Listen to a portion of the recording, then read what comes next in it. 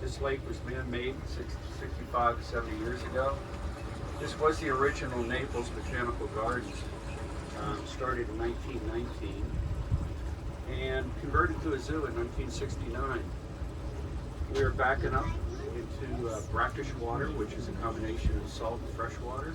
We get salt water from the Gordon River that we back up to. However, this lake is barricaded so that there are no alligators in this water.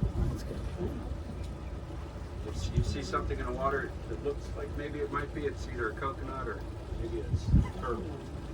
Now, there is a lot of aquatic life in this lake, though. We have snook, we have tarpon, sheep's head, Mayan cichlids, ladyfish, just to name a few. The first thing you'll probably notice about this cruise is there are no fences around any of the primates' islands. The primates respect the water as a natural barrier. They don't swim.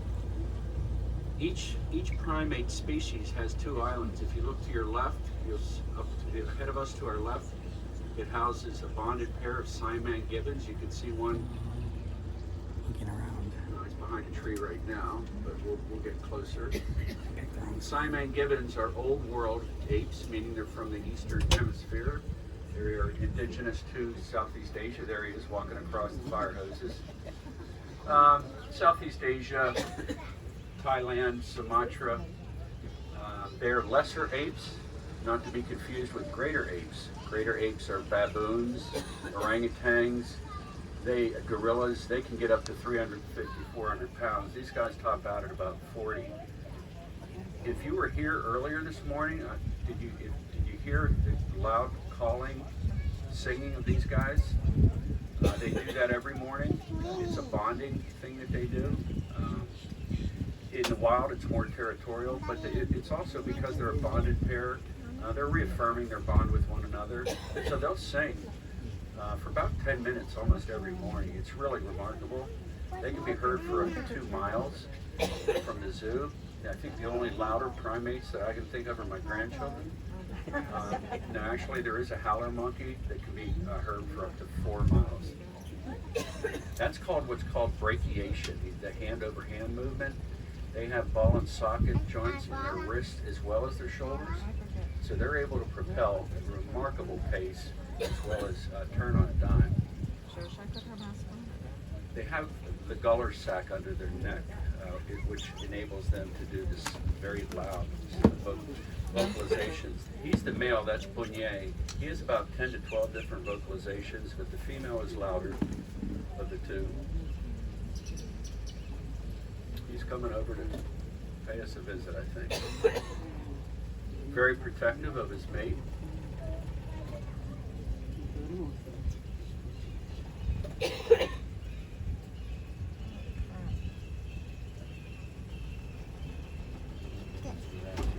What? Can you see the turtle on the bank too?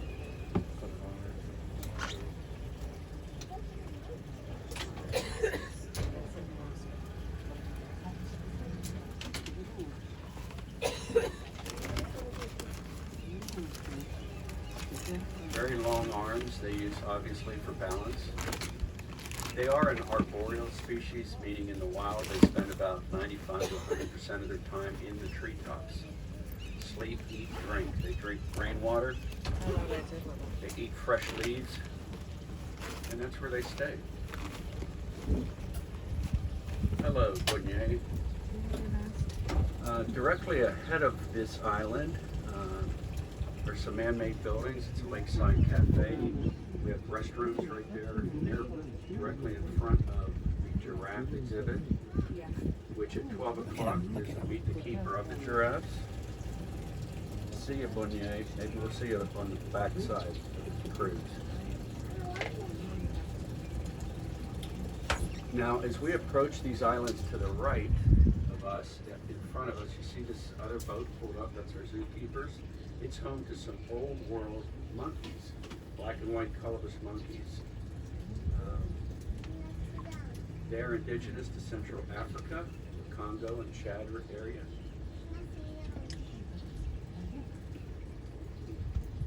And what you see, the fire hoses, suspended. The zookeepers use that to shift the primates from one island to the next when they're doing maintenance on particular islands. So these guys are probably going to be on their shift island, which is going to be on the other side of this island. And there are black and white colobus monkeys. Colobus means in Greek mutilated. I can see one right there, just under that white box on the pole.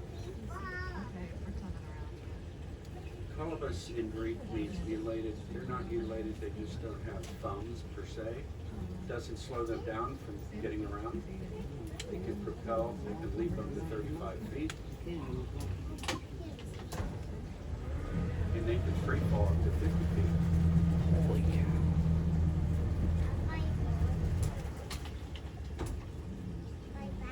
Anybody know the difference between a monkey and an ape? Monkeys have tails, apes do not. Now look at his face. There's a father and two sons of these species here. If he doesn't look happy, that's because his sons are still living with him. Now actually they don't have the facial musculature that we do, so they're not able to grimace like we are. Tail. That's a nice tail.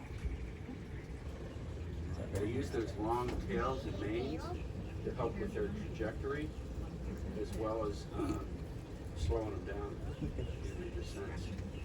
Now they get primate pellets every day, which is kind of like a dry dog food for primates, but they also get what you're seeing right now, enrichments from the zookeepers, which could be a variety of fruits, vegetables, things like that. Now to the right of us, you'll see three black-handed spider monkeys to the right. They're on that wooden spool. Here's a male. His name is April. He was born here in April. He lives with his girlfriend and his mother. That's weird, but it is what it is. They are New World monkeys, meaning they are from the Western Hemisphere, usually Central America, South America, parts of Mexico. They have very long prehensile tails, which they can use, and they do use to hang from trees, so they can use their hands and feet to forage for food. They're also what we call mini seed dispenser agents. By that, I mean 70% of their diet is fruit, so they'll ingest the fruit, they'll pass the seeds along in their digestive system, and deposit them with packets of monkey fertilizer to grow new fruit trees. The prehensile tail is remarkable. They use it for balance. They can feed themselves with it. The last 5 inches of it does not have hair. They're very tactily sensitive, and they're very dexterous.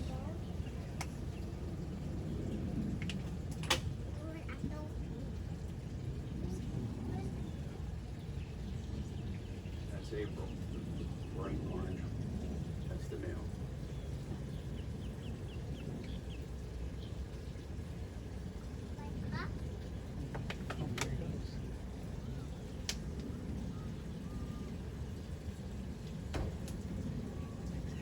Ahead of us is what I would refer to as Madagascar. As you all know, Madagascar is a island nation just east of Africa, about the size of Texas. On this island we have 2 bonded ring-tailed lemurs. All lemurs come from Madagascar originally. You see the movie Madagascar, of course. Most of them have. The Naples Zoo has been helping lemurs in Madagascar for over 20 years. In fact, we are the international headquarters for the Madagascar Fauna and Flora Group, which is a consortium of organizations locally and around the world contributing well over $1 million to these efforts since 2015.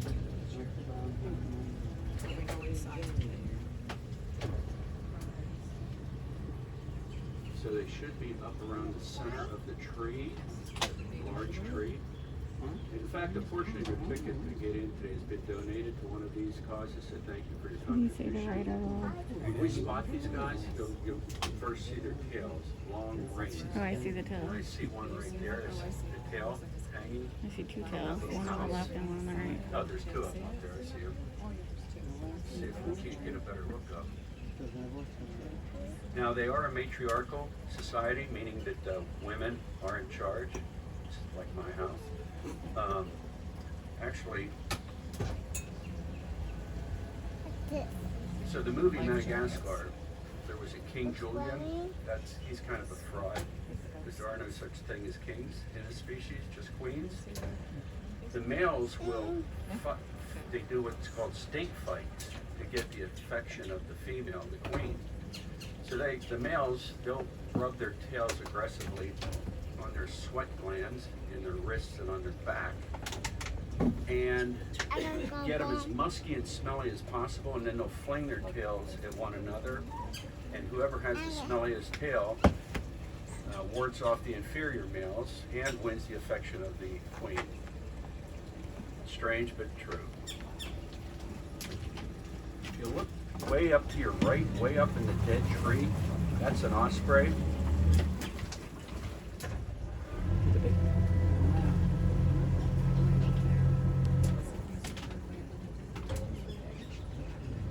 Can't really see him well, but he's there.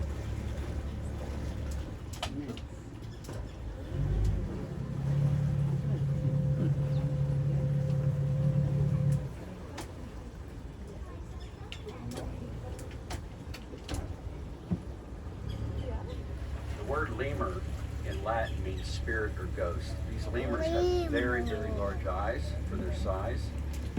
And when the local Madagascar people first saw them up in treetops, they thought they were ghosts because their eyes were reflecting the moonlight. And if you have 20 of these up in a tree, you've got 40 red dots looking at you, which kind of freaked out the locals initially. The lemurs got their name.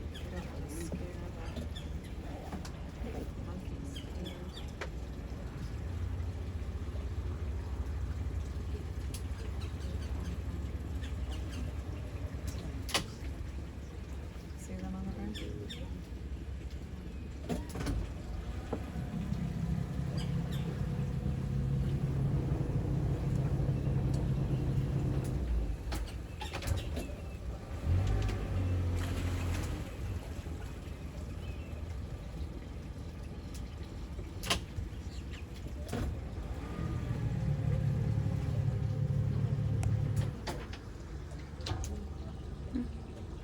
Pretty remarkable that a lot of this vegetation has been around here for about 100 years. So you've got this, you've been walking through the zoo, you see some of these magnificent banyan trees, rubber trees. They're ancient. These guys are just being lazy, hanging up in the center of that tree.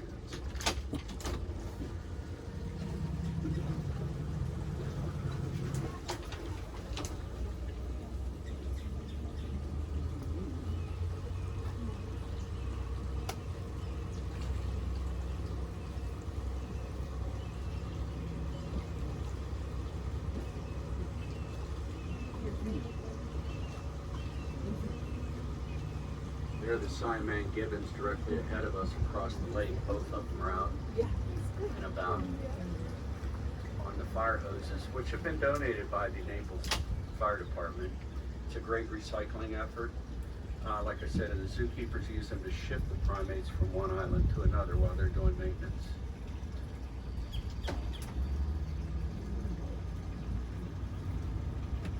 To the immediate left, we may see two red-collared lemurs in the doorway of this little shelter. They're very shy. If we're fortunate to see them, they would just probably be at the front door. No antlers, one sitting there. Yep, you can see one of them, but they're both in there. The red-collared lemurs. All of these lemurs are highly endangered. Look to your right, ahead of us. You see the red, black, the red and black-tailed. Those are red ruffed lemurs. They're about the largest. They were born here 2 years ago. They're three brothers. They were born on the same day, May 5th, Cinco de Mayo, so appropriately named Pico, Chip, and Jalapeno. Oh, and they're too long, so Yeah, they're working. They are incredible at pollinating. Look at the monkeys over to the far right. They're going back to their primary island. that is Oh, fun. that's That's so a great cool. example of the zookeepers using the shift lines cool. That is really cool. So these guys are right. They're quite vocal as well. In the mornings they make a lot of chatter. Zoo people refer to them as barking. But they have very long noses, rhinarian type face like a dog.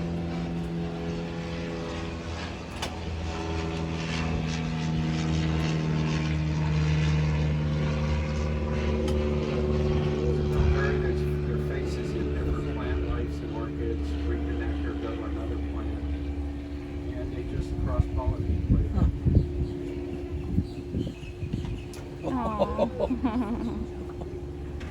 I've never seen them miss a branch. They're remarkable. They use their long black tails for balancing. Oh, look at that. Like, I'm gonna show off a little bit. Exactly. Get us turned around here so I get better. Oh. Oh, there's all three of them now, right? Or Yeah. did he just come back? No, there's three. That one just took a dive. Oh, he jumped over his back. It's like three brothers, huh? That is Horsing funny. around, monkeying around, I should say. That's it. Look at them hang from the tree by the bottom feet. Oh, they're funny.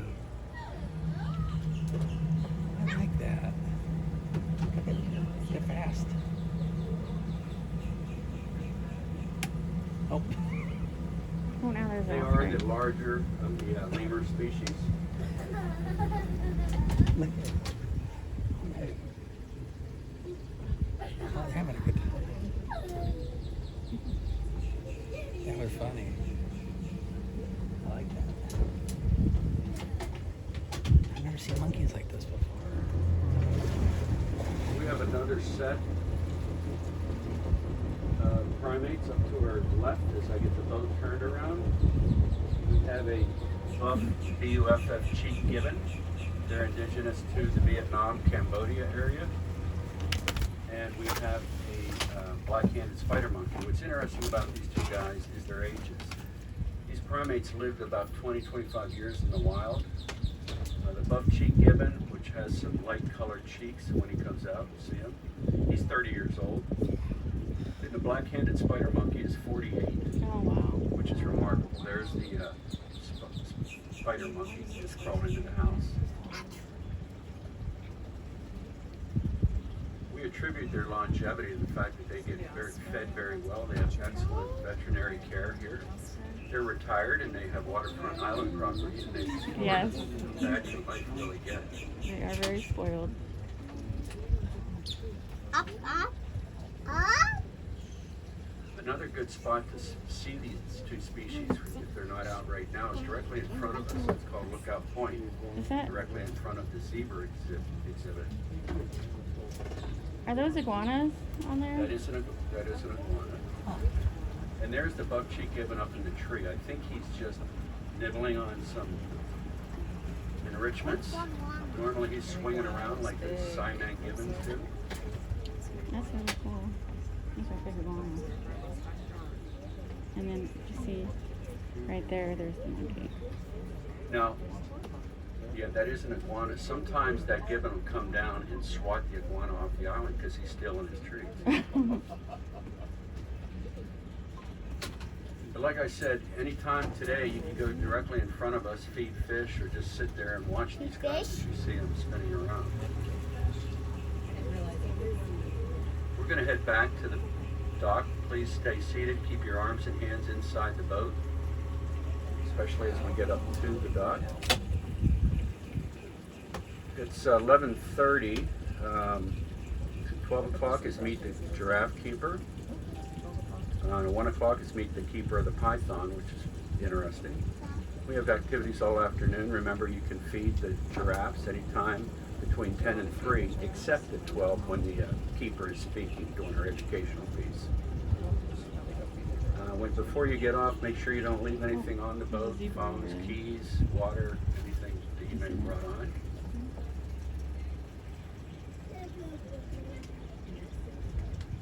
Hope you've enjoyed this cruise this morning. You saw some pretty remarkable primates.